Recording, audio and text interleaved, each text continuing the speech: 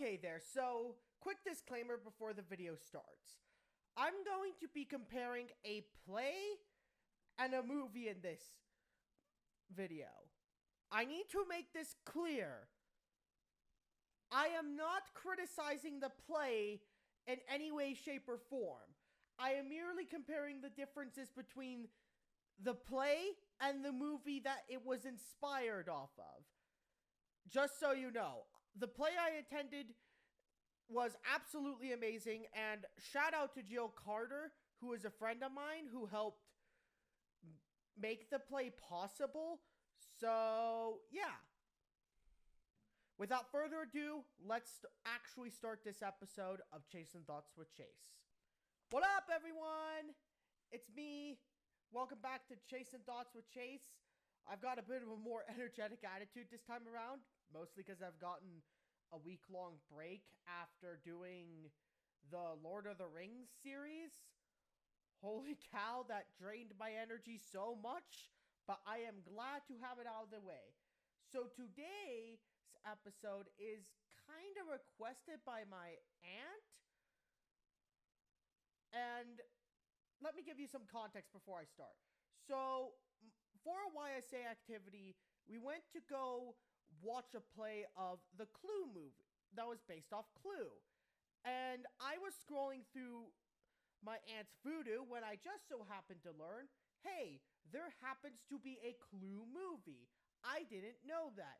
So I decided, hey, wouldn't it be a really fun idea if I watched a movie, took some notes on it, then came to the play, took notes on what was different, and then compared the two. Now, here's the thing.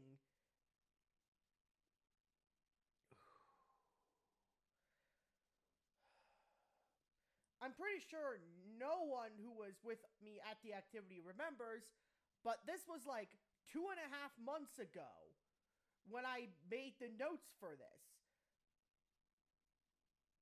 So I am going to apologize if I don't get everything totally accurate to either the movie or the play. And also, I'm just going to say it, my notes are sketchy and spotty, but they are better than the Lord of the Rings trilogy notes. I promise you, this will be a bit more coherent, but I still recommend you go watch the movie first.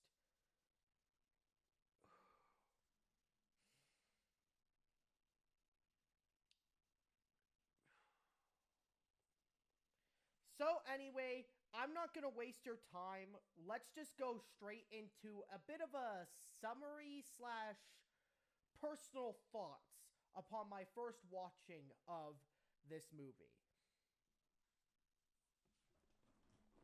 For those of you who don't know, this movie was made by Paramount, and I think it's like made in the 1980s, which is very interesting. And thank goodness, I was so happy to watch this movie because I'm like, finally, I don't have to watch a 3.5-hour movie by watching Lord of the Rings. I still love the Lord of the Rings trilogy, by the way, but writing the notes, especially for the last movie, was low-key torture. So I was very happy with that. And I made like an Instagram reel of this already, but the intro music is absolutely amazing in that movie.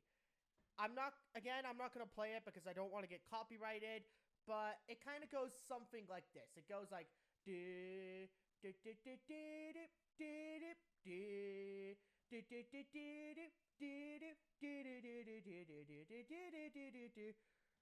one of the benefits of having a photographic memory, I can recall silly details like this 2.5 months after I've watched a movie. So, we're going to set the scene here. It is, I think, the early 1900s. This is... Hold on. I'm trying to remember. I put this in my notes a little bit later down here. So, I'm going to... Here.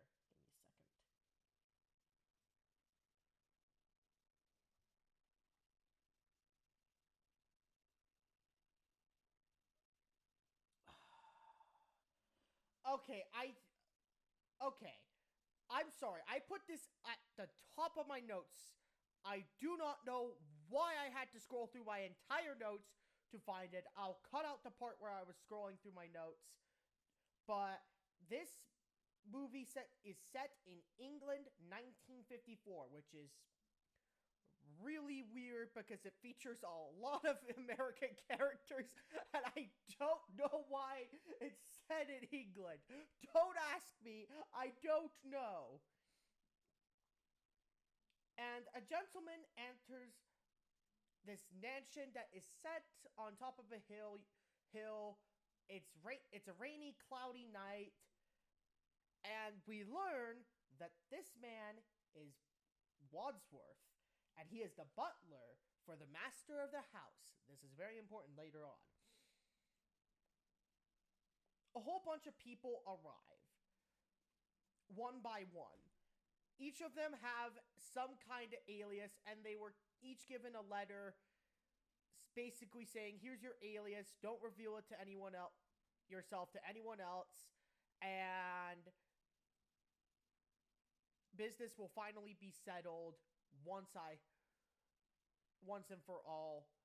Basically, that's the context of why all the characters I'm about to introduce are going to come into the mansion. And if you've played the Clue game, you probably know the names of pretty much everyone already.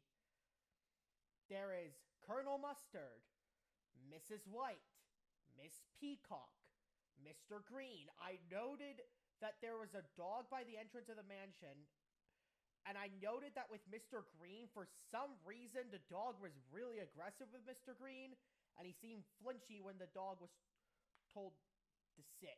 Like, he just sat down, and then Wadsworth was like, not you, the dog!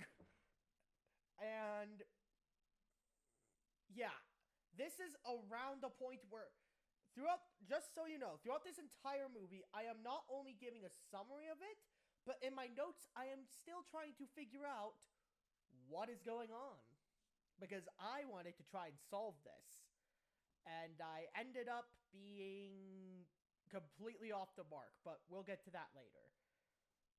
Mrs. Scarlet is another one. Professor Plum, and then finally, there's another seventh mysterious guest who doesn't come in until way later, called Mr. Body. I noted that one of the characters commented that there was a foul smell in the air. I guessed it was from dog poop or something else. And I can't remember if it was Miss Peacock, but one of the girls got a ride with another one of the men, and they're like, oh, we just both so happened to be going to this exact same place. That's an odd coincidence. So, that's interesting.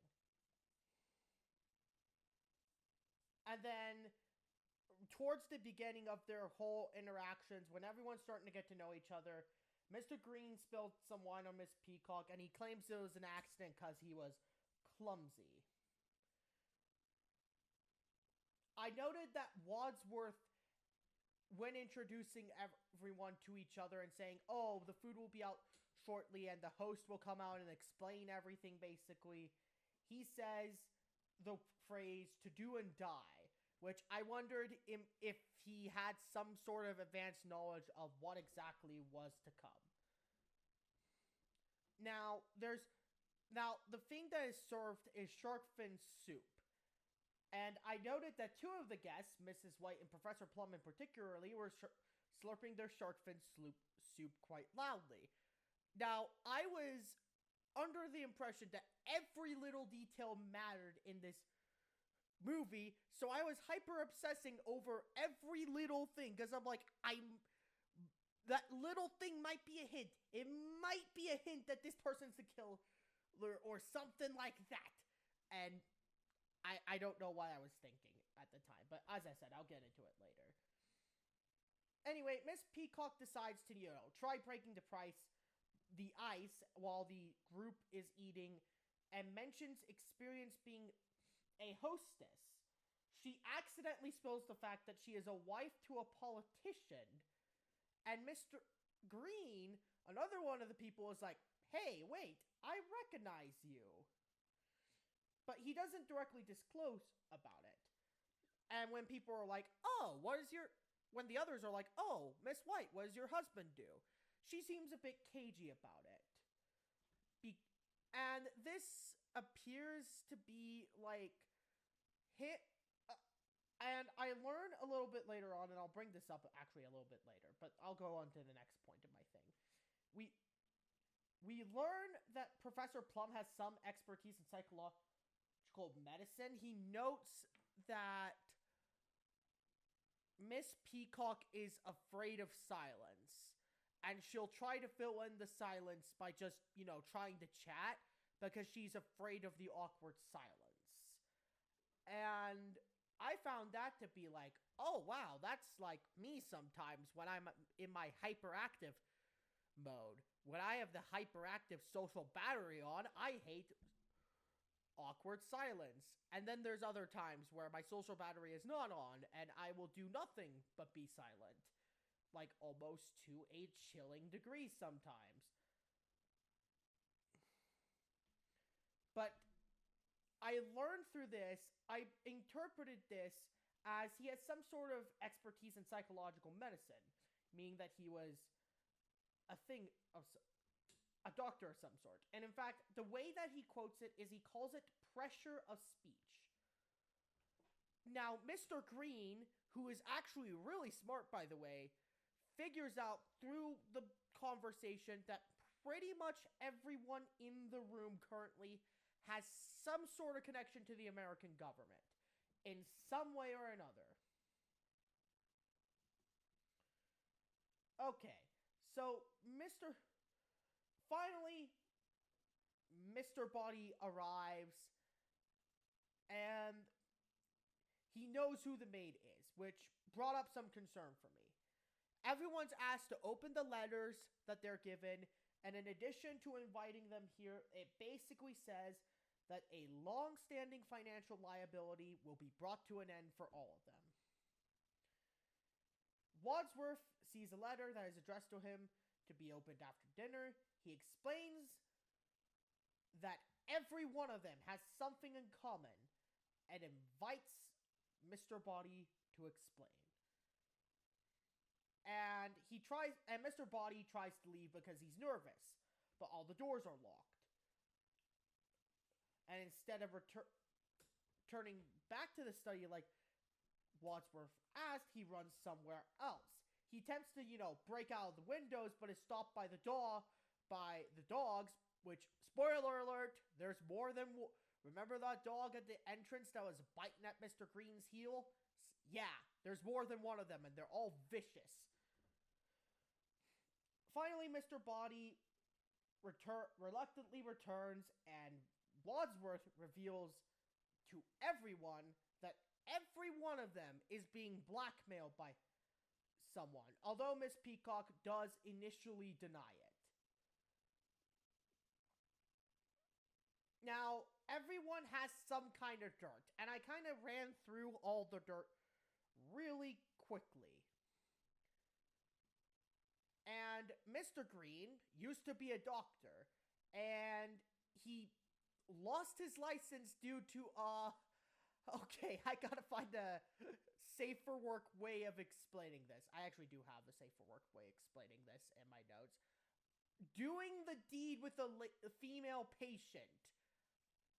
There's a lot of, political and controversial stuff in this movie. I'm not gonna because it was made in the 1980s. So I'm not gonna be like, ooh, I'm gonna, fully censor it and not talk about it. Just know that's something that happens in this movie. Miss Peacock, who initially denied, being blackmailed, has taken bribes to advance her husband's political career. Miss Scarlet runs a telephone service for prostitution, which, if I am not mistaken, is illegal, if I'm not mistaken. I don't know the legal laws around it, but I'm not around that specific topic, and I don't want to get into that specific topic because it's not something I want to talk about more than I have to. And by the way, Colonel Mustard might be involved in this, might also have dirt involving this service, as well as potentially Mr. Green, but I didn't think that was likely. Now, Colonel Mustard claims that he came into money during the war. The war in question, I believe, being World War II, since given that the movie takes place in 1954, this would place it around 9 years after the end of World War II. And right around the start of the Red Scare in America, but that's just approximations with that second historical claim. Do not take that as fact, please.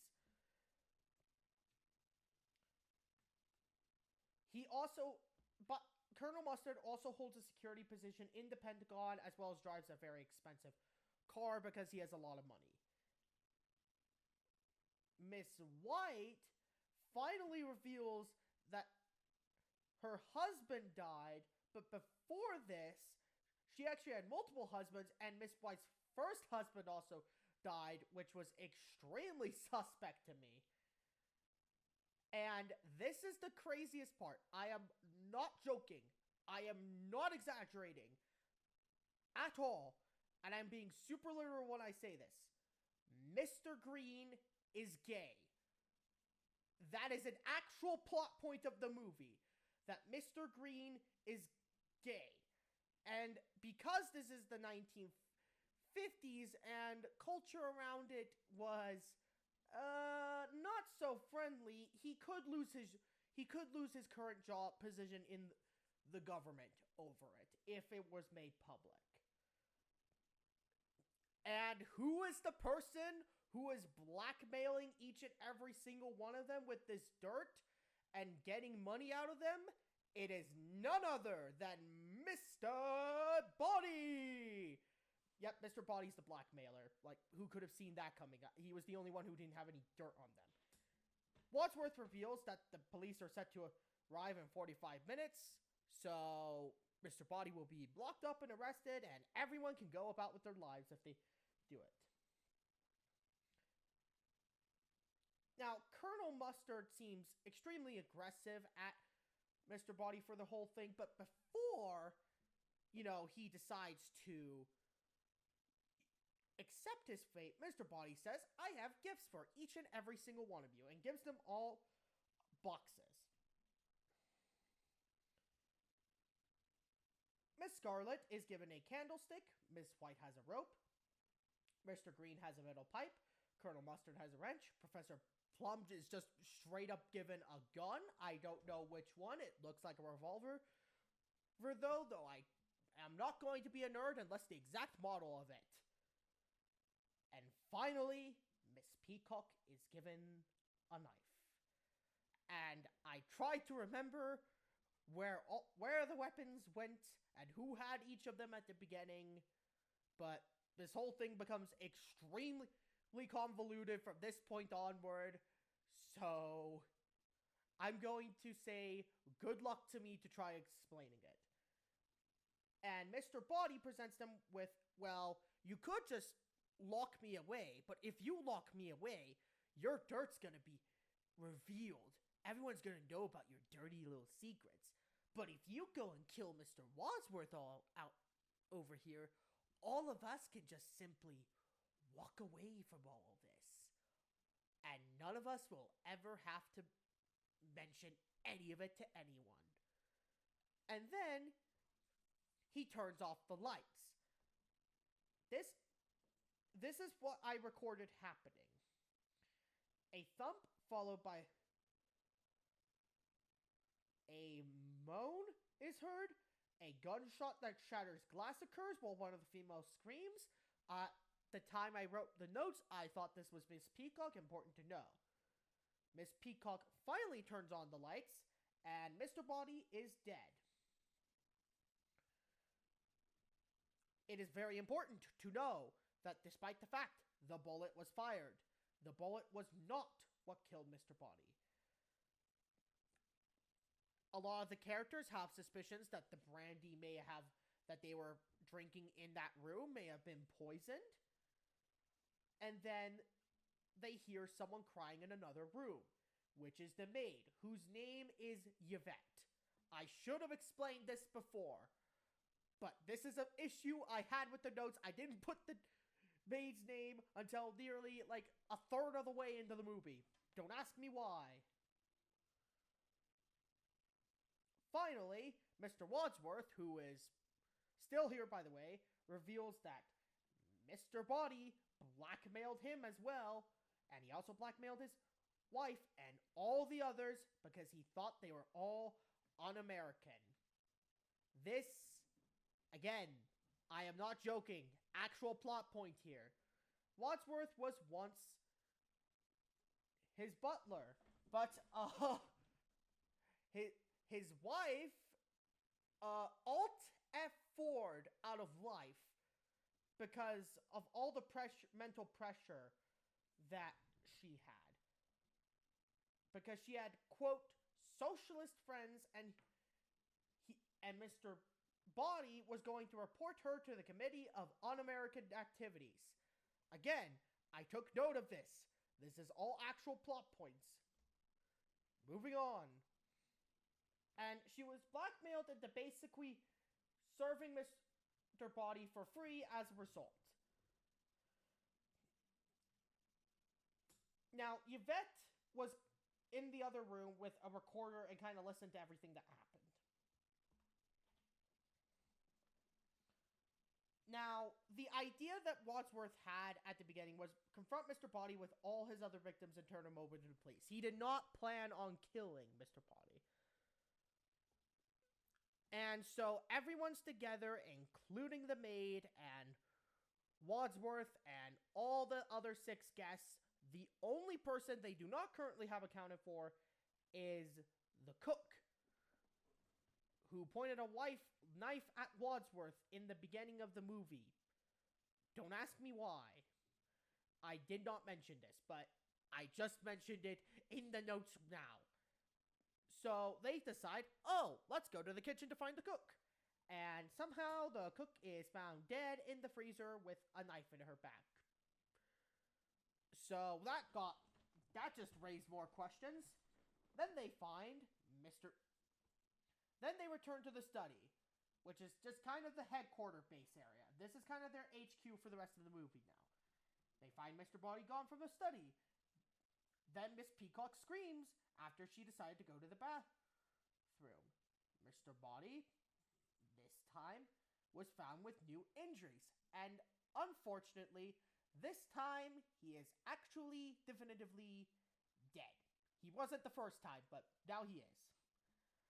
God, I just realized this video is like gonna get no views by the algorithm because I am just bringing up all this stuff, controversial stuff. But screw it, I have the sunken cost time fallacy. I'm gonna finish the video anyway.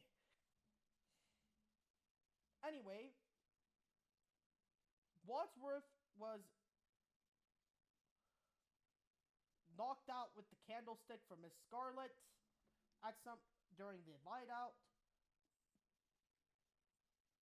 Now, everyone is afraid that they're the killer and that they're the next victim. So Wadsworth has the sensible idea of confiscating everything but the knife and the candlestick. For some reason, these were the only 2 things that were grabbed, locking them into a cabinet before they decide to throw away the key. Now, a random man decides to come up and knock on the door. It's just a random dude. And everyone's scared because they're like, oh goodness, are they going to find the dead body in the study? And turns out all this dude is like, oh hey, I just wrecked my car by the side.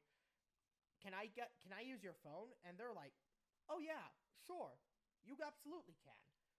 So Wadsworth allows him to do so, which is in a separate room, which is not in the study. It's in like this phone room. I'm going to call it the phone room. So dude goes into the phone room. Wadsworth locks the door behind him. Miss White demands to be let out of the thing, let out of the mansion.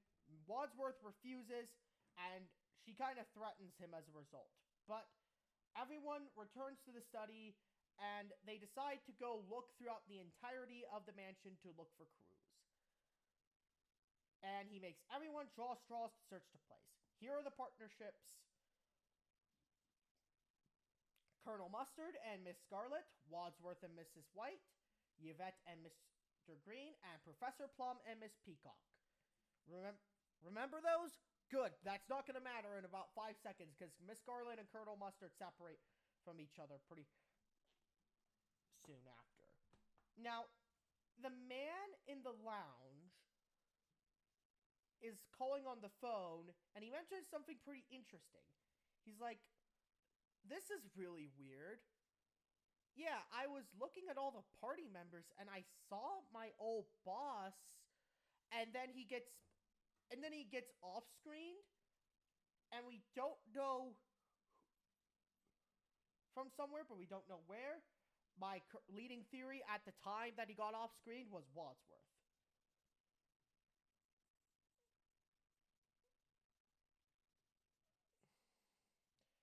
And a whole bunch of stuff happens during the investigation. They all search for different clues. I believe Yvette and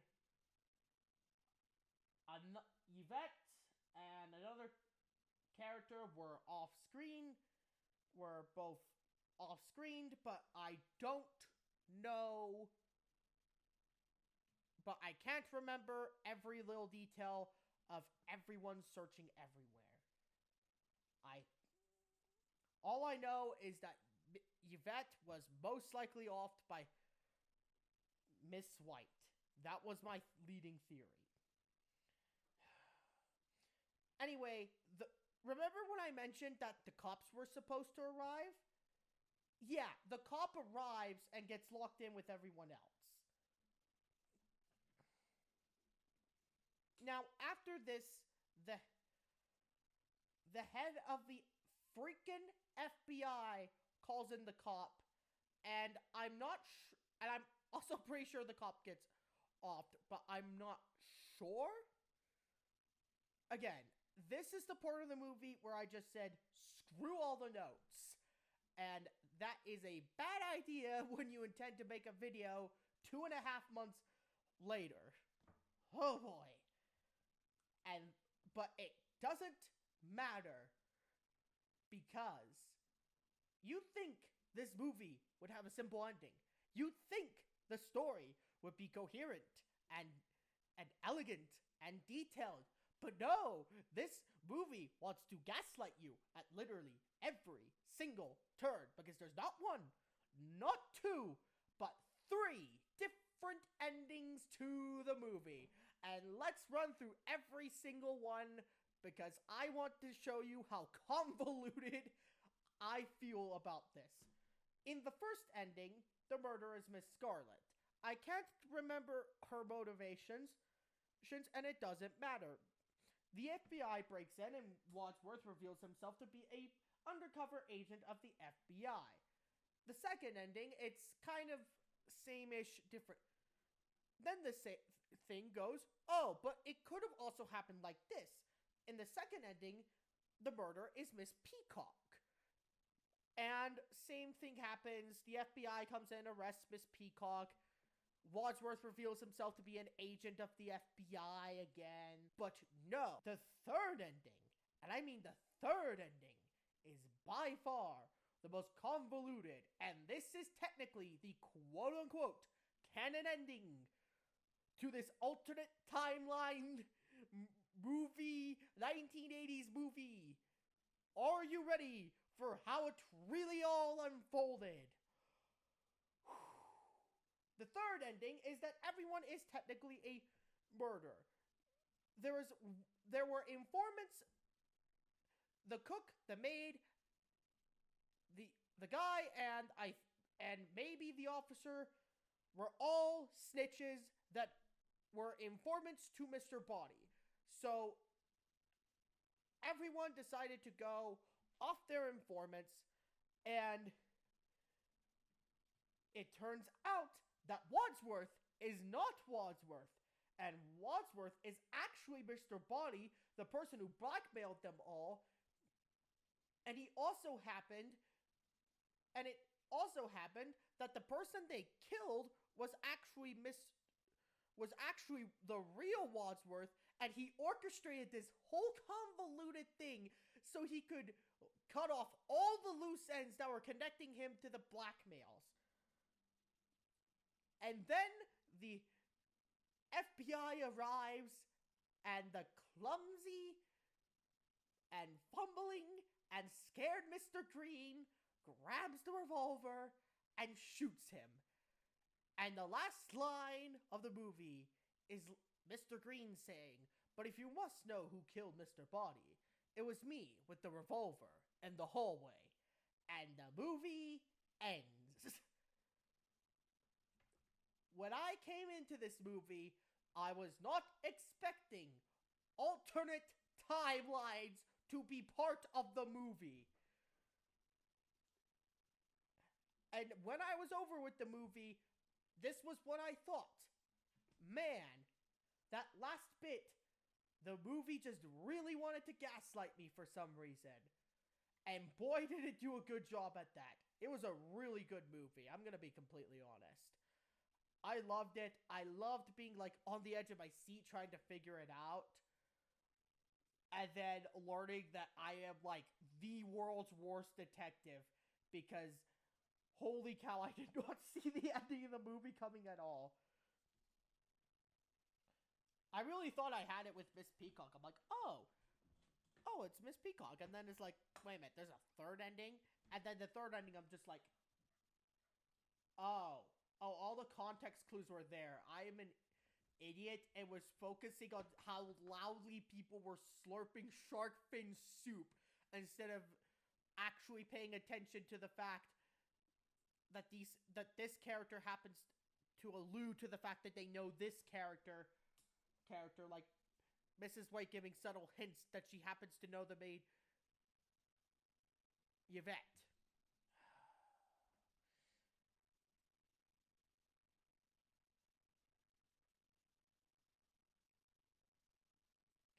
Okay. Whew.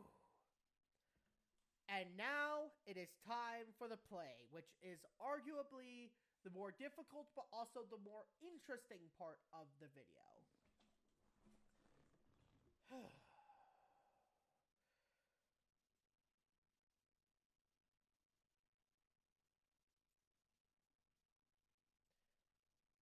Now, later that same evening, after watching the Clue movie, I went to go watch a local high school play performance of Clue. Again, this was what inspired the whole video.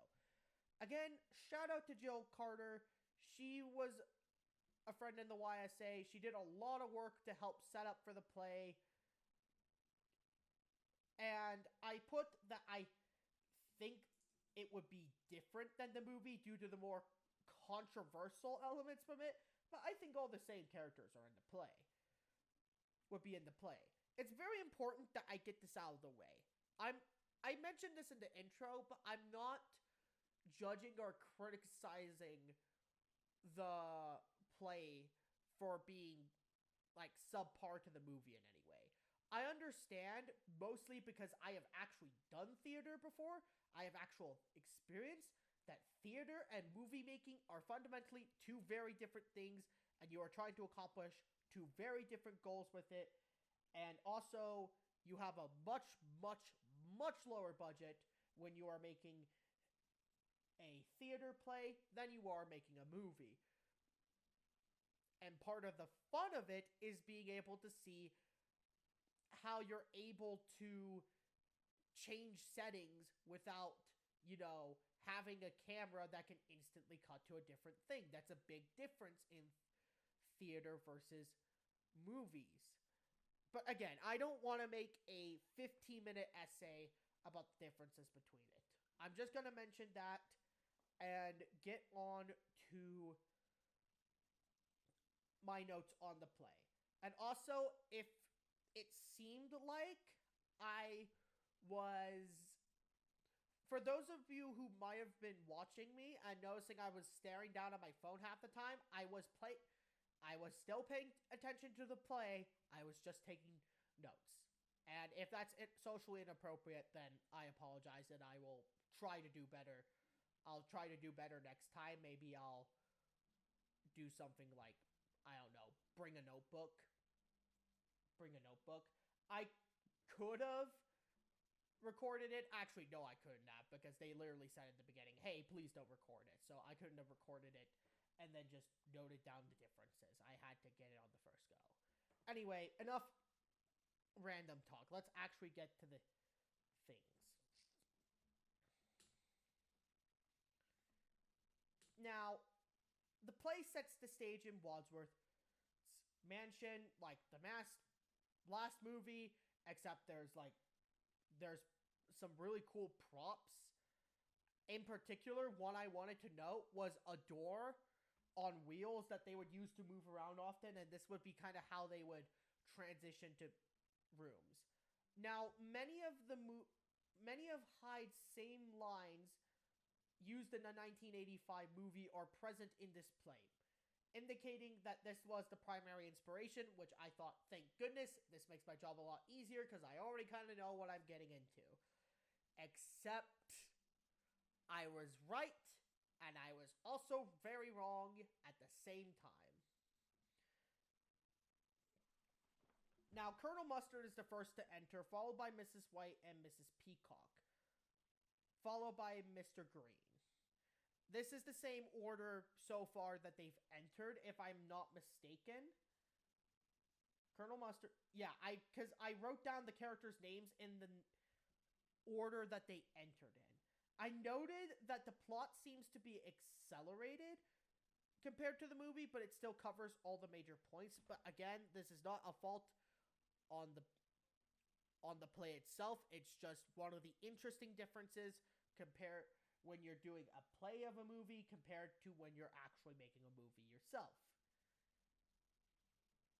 They added more speech to kind of add more conversation between all the different characters. And I feel I can appreciate the play's more subtle hints towards each of the guests' motivations after watching the movie. I felt like this was definitely a good choice to help me enjoy the play a lot more. Again, the plot seems to, for the most part, adhere to the 1985 film adaptation of the game, which I will reveal a fun little fact at the end of the video concerning that.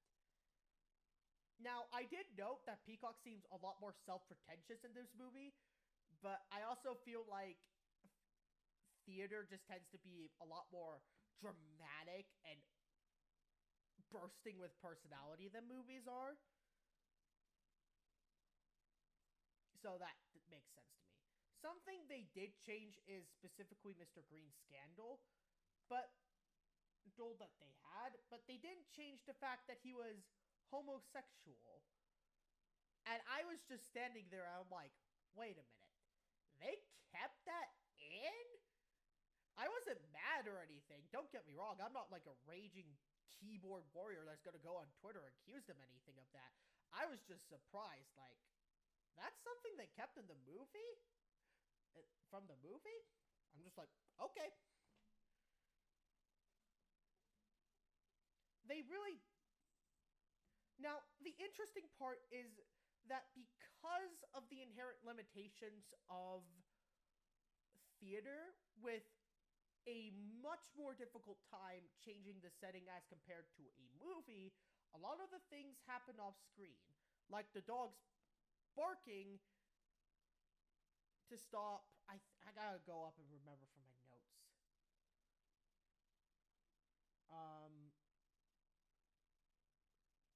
Give me a moment. Let me see.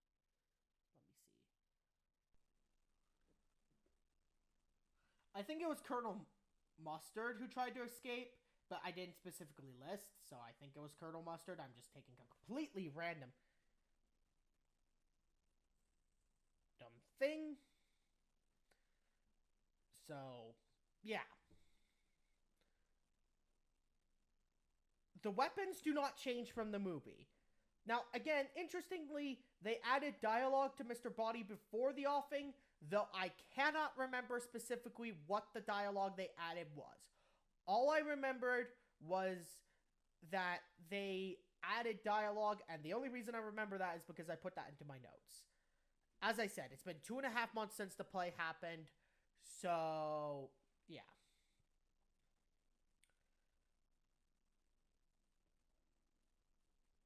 And now, in the movie, Miss Peacock is obviously like panicking and stuff, and Wadsworth slaps Miss Peacock in order to get some sense into her. But in the play version, this is Miss Scarlet does this instead, which I thought was an interesting thing. And again, I just put in the sentence after this that the fact that there's only one actual setting and you can't just pan the camera to force this audience to look somewhere else where there's another pre-made set, and you just have to kind of set everything up the way it's with the one stage that you got, leads to a lot of interesting techniques and variances being applied. One of the big ones being, ooh, we move everything, we darken the entire thing and move it, even though if you're paying attention you can see all the different actors moving all the different props, and I just think that's a nice little charm of theater. Now, I also noted that Mr. Green seems a lot wimpier in this version of it, and I thought if the ending is the same as the 1985 movie, then it really is a good disguise for his true intentions. And when Miss Peacock falls down, someone else catches her. I can't remember who it was in the movie, but I do remember in the play it was Wadsworth who did it. And Wadsworth seems like a lot more panicked than the calm and composed person that he is in the movie. This was like one of the biggest character differences, and it kind of confused me. Because in the movie, you notice that Wadsworth is generally a calm and composed character. But I think because of the way that you do theater, he's a lot more panicked and like dramatic to kind of emphasize his personality, I guess. I have minimal experience with theater. I have enough to kind of understand and appreciate the craft, but I am nowhere near an expert. And also, instead of having the weapons stored in a suitcase and opened up, and Mr. Body gives them all the weapons, they are handed out in a cart. The interaction between the party guests and the motorist, two random motorists who came in, was changed. Now, in the movie, they draw straws in order to pick their partners when they split up and go explore the mansion for clues. But Wadsworth just flat out says, "No, I'm choosing your partners for you." And I also remembered that there was a dance scene with Wadsworth and Miss White that they just added for some reason, and I have no idea why. I guess it's to kind of make the runtime more in line with the movie, but I don't know. As I said, I never played I played a major role in like one section of one play. You cannot expect me to understand everything that's going on. Also, Professor Plum reading a book was added. They did a great job of using the curtain to conceal which actor specifically was the offer of the motorist. The chandelier is not in... There's a chandelier that is in the movie. And I forgot to mention that at some point, everyone's panicking with the gun. And someone shoots the chandelier and it nearly falls on someone. They did not include it. I assume this is due to set limitations, but it is mentioned regardless. And By the way, because they locked the study, the phone room, they discover... This is the point of the movie where they break into the study and find out, oh no, the random motorist is... The phone room and discover, oh no, the motorist is dead. But instead of Professor Blum being the one who rams down the door, Wadsworth does it. And as a little fun fact, you generally don't want to ram a door with your shoulder. If you want to kick down a door, a better thing to do is kick it by its door hinge. I'm not going to show you the motion, mostly because I don't want to stand up and I don't have socks on, so I'd be showing my bare feet on camera. But just know, if you ever need to break into a locked door for whatever reason, do not charge into it with your shoulder. You are probably going to hurt it. Line up a straight kick by the doorknob and kick it down instead. Do not abuse this information. I am begging you, please. This was just some random trivia I found out. Now, they don't have Colonel Mustard getting shot in the shoulder by Yvette, because Yvette was the one who panicked and accidentally fired the gun through the door to try and get it down, and Colonel Mustard gets accidentally shot as a result. And, again, I didn't mention a lot of the plot points from the movie that I mentioned in the play. Again, I am sorry for the inconsistency in the notes. But when the cop arrives, in order to, throw off suspicion, everyone offers to, give a grand tour of the house. It's slightly altered, but yeah. Now, the acts that the officer discovers have been very slightly altered from the movie, but the general context still remains. Now, in the movie version, they kind of hide the fact that Miss White offed Yvette. I need to use friendly words or else I'm not going to be able to post this video on YouTube. Oh my goodness. That was close. But they just flat out say, oh, Yvette was offed by Miss White. They literally just show it on the thing, which is really weird to me when you could have, probably used the curtain thing. Now, a line exchange between Miss Peacock and Colonel Mustard is instead set by Wadsworth. Now, and at the end of the movie, Wadsworth kind of reenacts the evening with much of the... Because at the end of each of the endings, Mr. Wadsworth goes, I've pieced it all together now. Here is what happened during the night. And Mr. Wadsworth just goes around rambling like an absolute insane person. Man, I wonder who'd be doing that. Couldn't be me. It's not like I've spent... Oh my goodness, I've spent nearly 50 minutes rambling about this.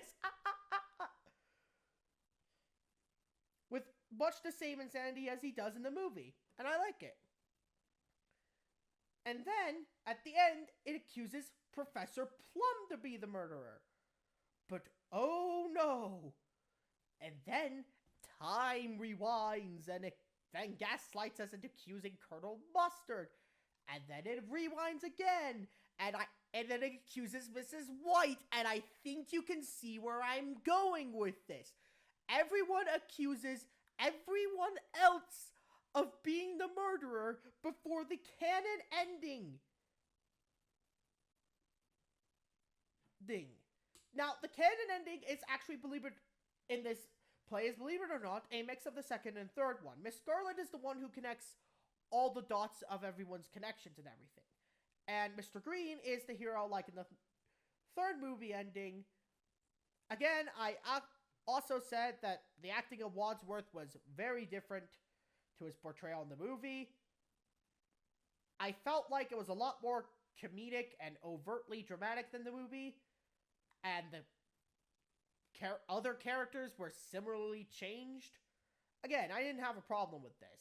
I just noted this was something really interesting that the play decided to do. It decided to take some creative liberties, and honestly, I don't mind that.